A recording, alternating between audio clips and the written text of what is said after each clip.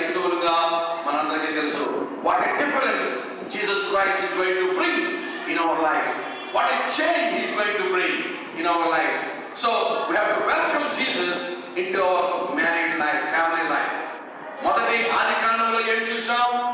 వివాహంలో దేవుని యొక్క సంకల్పము.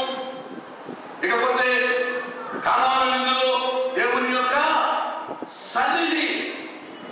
ఎఫెసీయుల రాసిన పత్రికకు వచ్చేసరికి అక్కడ వివాహములకు కావలసినటువంటి సందేశము, భార్యాభర్తలకు కావలసినటువంటి సందేశము. The message how we have to discharge our duties as husband and as wife.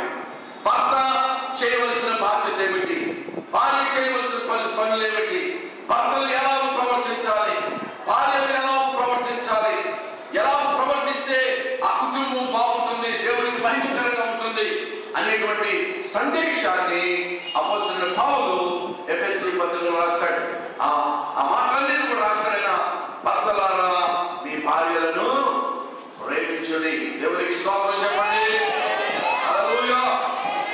భర్తలారా మీ భార్యలను ప్రేమించుడి. భార్యలారా మీ భర్తలకు విధేయులై ఉండండి. భార్యాభర్తల మధ్య ప్రేమ. కొత్తగా ఒక ఆయన పెళ్లి చేసుకున్నాడు. పెళ్లి చేసుకుంటే ఆ పెళ్లికి అతని ముఖ్య స్నేహితుడు వెళ్ళలేకపోయాడు. పెళ్లి అయిపోయిన తర్వాత కొద్ది రోజుల తర్వాత పలకరిందాం, పెళ్లికి వెళ్ళలేకపోయాను కదా అని వాళ్ళ ఇల్లు తీసుకుని కాపరముట్టున్న స్థలానికి వెళ్ళి వాళ్ళ ఇంటికి తలుపు కొట్టాడట. తలుపు కొట్టి అతను కాల్ చేసినట్ట.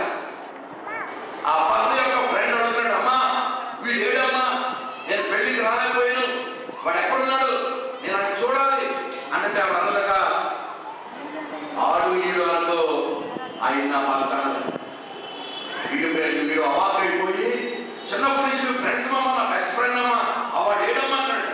చెప్తున్నాను నీకు, ఆడు ఈడు అనుకో, నీ ఫ్రెండ్ అయితే అవ్వచ్చు, ఆయన నా భర్త, జాగ్రత్తగా మర్యాదగా మాట్లాడాలి.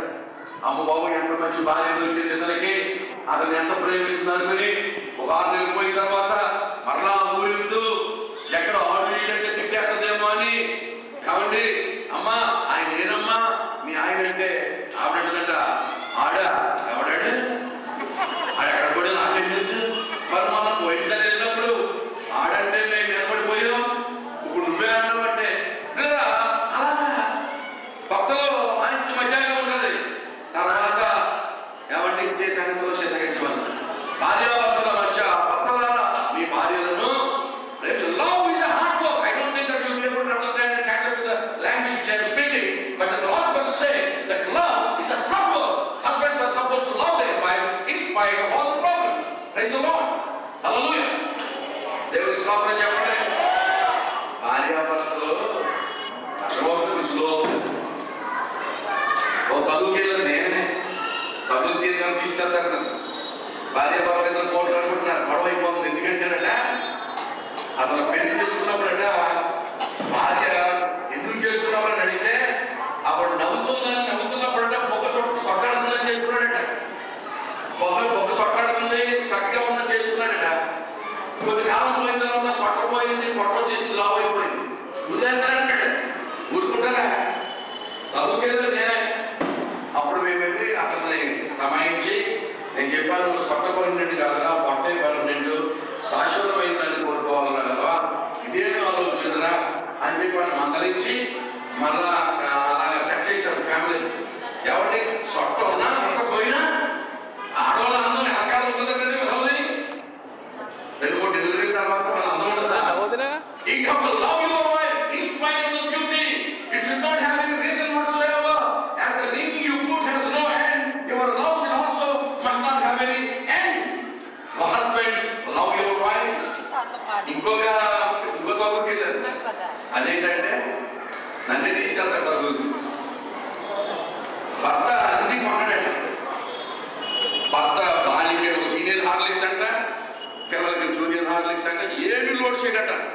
కానీ ఆ పెద్ద తగ్గు పెట్టేసింది. అన్నాడు, నేనేం తక్కువ చేశానని చెప్పండి.